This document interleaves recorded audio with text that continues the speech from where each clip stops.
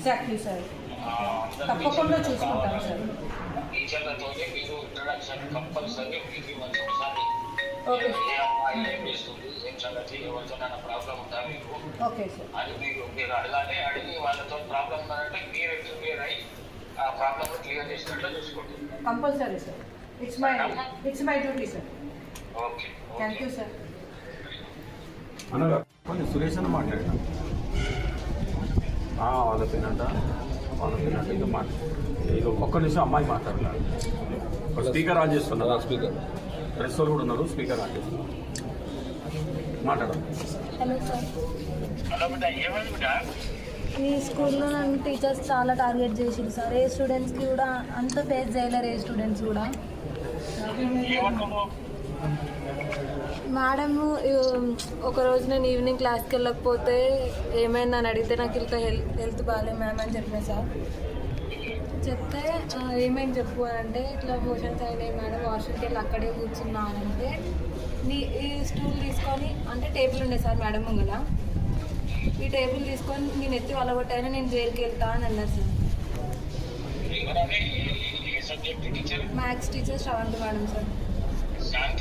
శ్రవంతి. దేని పర్పస్ అంతా నా ఇంటెన్షన్ ఏంటంటే మా పేరెంట్స్ నా హెల్త్ విషయంలో మేడంతో కొంచెం ఆర్గ్యూ చేసింది సార్ నేను 8th క్లాస్లో ఉన్నప్పుడు. దానివల్ల నన్ను అట్లా టార్గెట్ చేసిరేమో అని నేను అనుకున్నా సార్. నా పేరు కవిత సార్.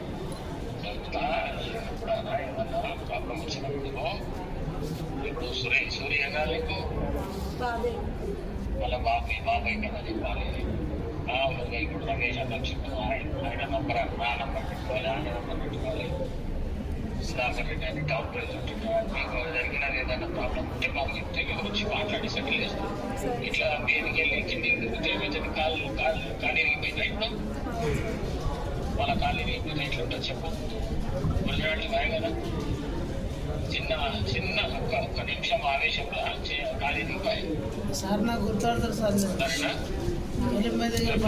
మాట్లాడతాము, ఏమున్నదో చూస్తాము.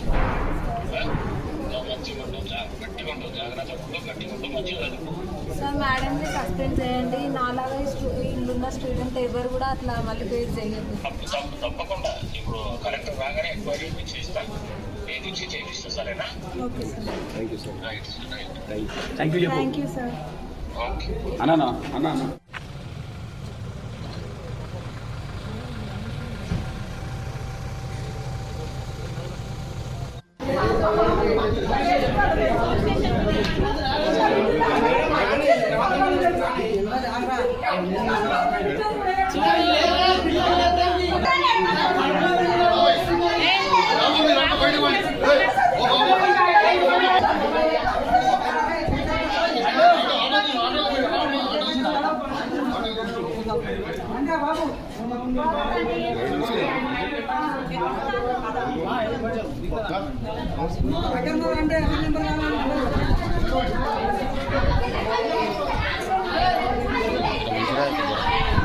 ఇక్కడ ఎవరిని చూస్తలేను.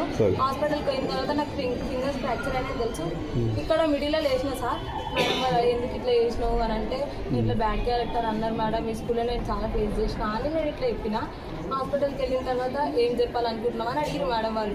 అడిగితే ఏం చెప్పాలి మేడం అంటే స్టెప్స్ పై నుంచి పడ్డా అని చెప్పేసి ఇంకా మీ పేరెంట్స్ కూడా బాధపడతారు కదా అని అన్నారు. నేను మస్తు ఆలోచించిన సరిగా ఆలోచించి ఇక్కడికి వచ్చిన తర్వాత ప్రిన్సిపల్ మేడం అన్నారు, నేను అక్కడ ఇక్కడ నాకు కొట్టాలనిపిస్తుంది, నేను చాలా కొట్టాలనిపిస్తుంది నాకు.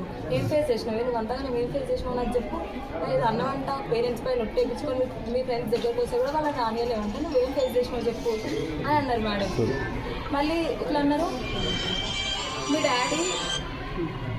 మీ డాడీ కాల్ చేస్తేనే, అంటే మా డాడీ లోకల్లో లేరంట సార్, అప్పుడు హైదరాబాద్ వెళ్ళిరంట.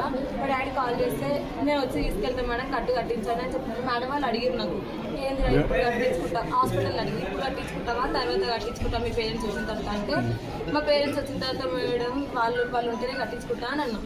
అంటే ఇక సర్లే మీ డాడీ రావడం లేట్ అవుతుందంటే కట్టియమనడమ్మా అని సిమెంట్ పట్టి వేయించింది సార్. మేము కట్టించుకున్నాం. ఇక్కడికి వచ్చిన తర్వాత ప్రిన్సిపల్ మేడం అన్నారు, మీ డాడీ మీ పాప కాలు ఇరిగిందంటేనే కట్టించండి అని సంబంధం లేనట్టు మాట్లాడుతుండు.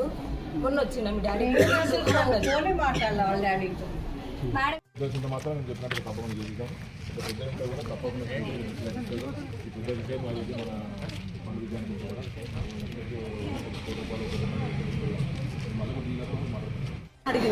అంటే మెట్లు జారి కింద పడ్డదని ఒకటే మాట చెప్పేది. ఈమె కాదు ఇంకొక మేడం ఉంది. ఈ మేడం ఆడ కూర్చుంది, వాళ్ళు సాటు పోయి వాళ్ళు ఏం చెప్పినా మన పాప చెప్తాం కదా.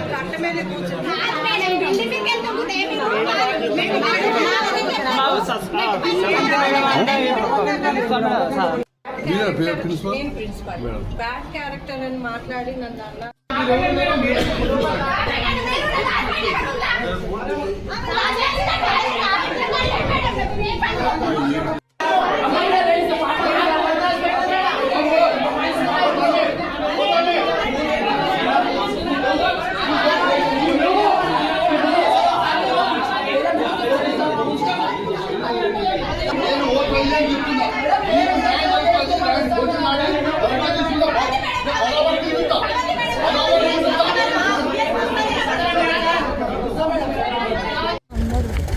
ప్రిన్సిపల్ మేడం టార్చర్ చేసింది.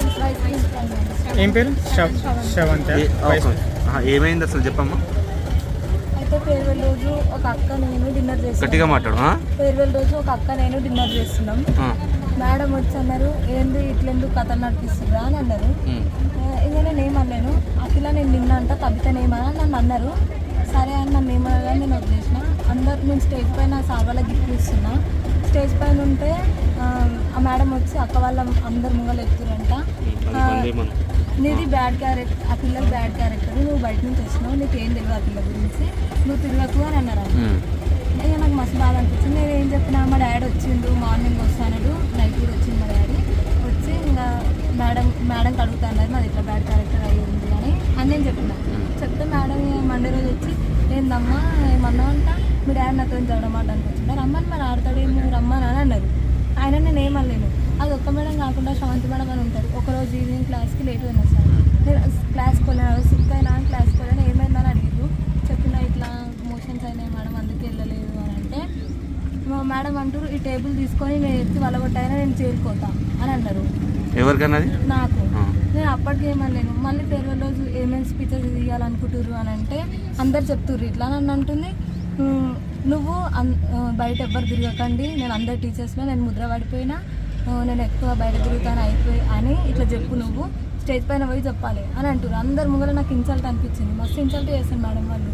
నేను కనీసం వాష్రూమ్ కానీ బయటకు వచ్చినా సరే అయిపోయి గ్రూప్లో మెసేజ్ పెడతారు, ఇంకా తబిత బయటకు వచ్చినాయి. స్టాఫ్ రూమ్లో ఎప్పుడు నా పేరే ఇంకా తబిత అని మొత్తం బయట తిరుగుతా అని ఇట్లా ఒక ముద్ర వేసేసారు.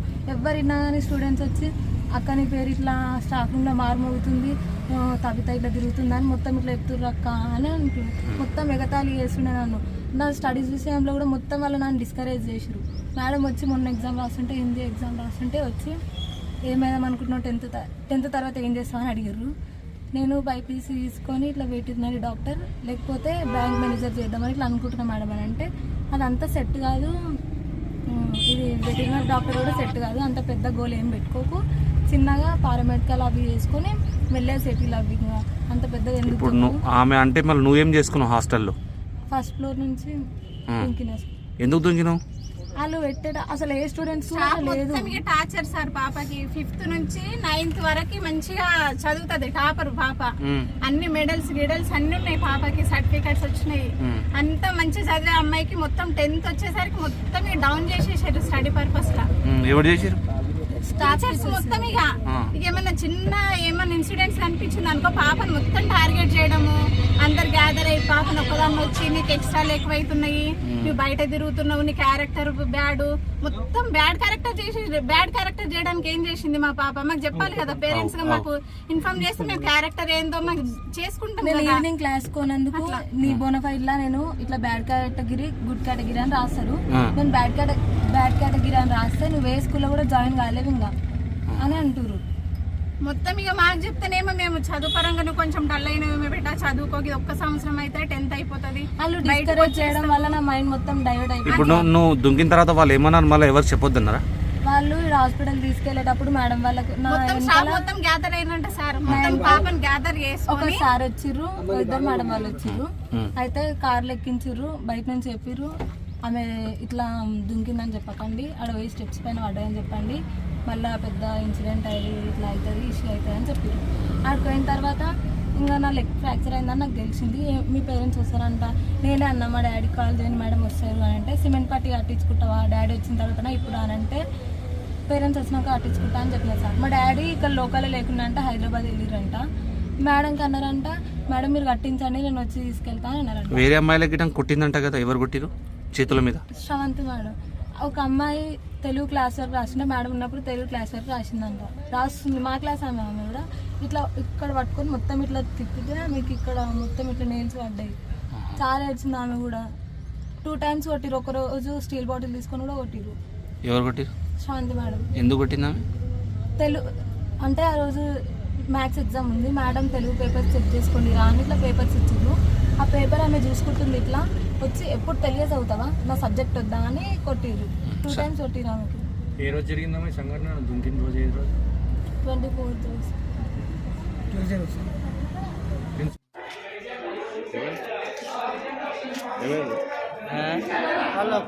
మేడం బలవంతంగా కొడతాం. ఇగో నష్టం